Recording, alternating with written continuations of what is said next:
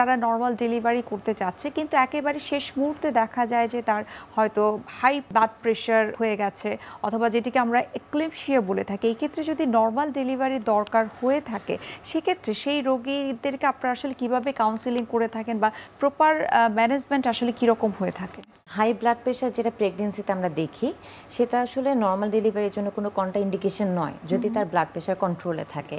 তবে এক্লাম্পসিয়ার যে কথাটি বললেন, এক্লাম্পসিয়া আসলে একটি ইমার্জেন্সি কন্ডিশন। সেই অবস্থাতে আমাদের মা এবং বাচ্চার স্বাস্থ্যকে আমাদের অনেক বেশি গুরুত্ব দিতে হয়। এখন এক্লাম্পসিয়াটা যখন শুরু হয়ে যায় এটা খুবই একটা ইমার্জেন্সি কন্ডিশন, তখন দেখা যায় মায়ের জীবন বাঁচানোই আমাদের জন্য অনেক কঠিন হয়ে যায়। তখন তার নর্মাল ডেলিভারি সম্ভব কিনা এটা অনেকগুলো ব্যাপারের উপর ডিপেন্ড করে যে তার আসলে তখন কয় মাস বা কয় সপ্তাহ সে তখন লেবারে আছে কি না, বা তার বাচ্চার কন্ডিশন কি। যদি দেখা যায় যে সে তখনও লেবারেই নেই কিংবা তার জেস্টেশনাল এইজটা অনেক কম, সেই ক্ষেত্রে হয়তো আমাদের মায়ের জীবন বাঁচানোর জন্য সিজারিয়ান সেকশন প্রয়োজন হয়। কিন্তু যদি দেখা যায় যে সে ফুল টার্মে আছে, সে অলরেডি লেবারে আছে, তখন আমরা বরঞ্চ এক্লাম্পসিয়ার ক্ষেত্রে নর্মাল ডেলিভারি প্রেফার করি যদি এমন হয় যে ডেলিভারির সময়টা খুব কম লাগে। সেটা আসলে তখনকার পরিস্থিতি, তার ফিটাল কন্ডিশন, মায়ের কন্ডিশনের উপর ডিপেন্ড করে। এক্লাম্পসিয়া থাকলে যে সিজারিয়ান সেকশন লাগবে তা নয়, তবে কিছু কিছু ক্ষেত্রে প্রয়োজন হয়।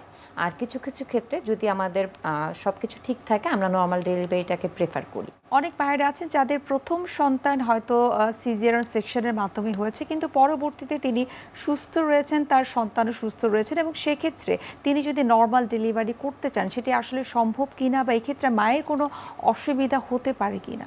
ইদানিং যেহেতু নর্মাল ডেলিভারির প্রতি মানুষ অনেক আগ্রহী হচ্ছেন, তো দেখা যাচ্ছে যাদের আগে সিজারিয়ান সেকশন হয়েছে তারা খুবই জানতে চান যে তাদের আসলে পরবর্তী বাচ্চাটি নর্মাল ডেলিভারিতে সম্ভব কিনা।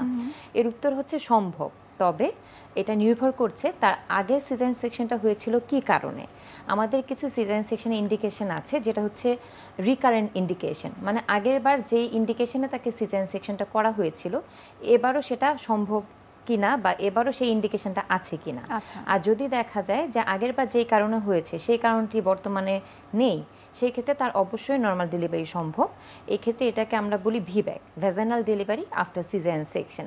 যদি দেখা যায় যে সে বর্তমানে সুস্থ আছে, তার বাচ্চার পজিশন ভালো আছে, তারপরে তার বাচ্চাও ভালো আছে এবং এমন কোনো ইন্ডিকেশন নাই যার জন্য তার সিজারিয়ান সেকশন প্রয়োজন, যেমন বাচ্চার ওজন ঠিক আছে, পজিশন ভালো আছে, প্লাসেন্টা পজিশন ঠিক আছে এবং তার আগে সিজারিয়ান সেকশনটি যেটা হয়েছিল সেটা টাইপটাও ইম্পর্টেন্ট। যদি আগের সিজারিয়ান সেকশনটা classical type of caesarean section হয়ে থাকে সেই ক্ষেত্রে আমরা নর্মাল ডেলিভারি সাজেস্ট করি না।